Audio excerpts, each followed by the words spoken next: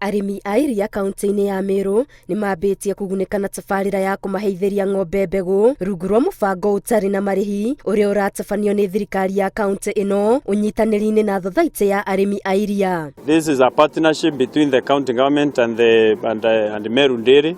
We are putting 4 million and the Meru Dairy here they have put in 5 million.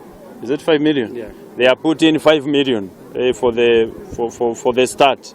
And once we look at the project, but we are very sure the project is a very viable project. Therefore, the farmers that we are inseminating their cows today, they are not going to pay even a shilling. Tabarĩra ĩno ĩrongoreirie gũciarithania ng'ombe ici na mbegũ cia gĩkĩro kĩa igũrũ iria iratanywo kuongererithia iria na kũhe arĩmi umithio makĩria. Around August, we expect within 1 or 2 weeks to have 1,000 calves born.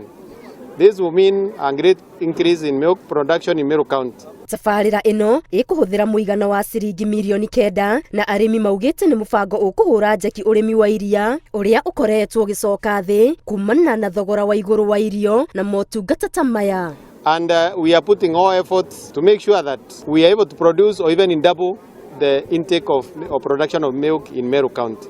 This is because Kenya is a milk deficiency country. Arĩmi nĩ marorio manyitanĩre na thirikari gũkũria ũrĩmi wa iria kaunti-inĩ ĩno ũrĩa ũrehaga ũguni mũnene kũrĩ arĩmi na kaunti ĩrĩ yothe. To make sure that Meru County has got the best breed ever.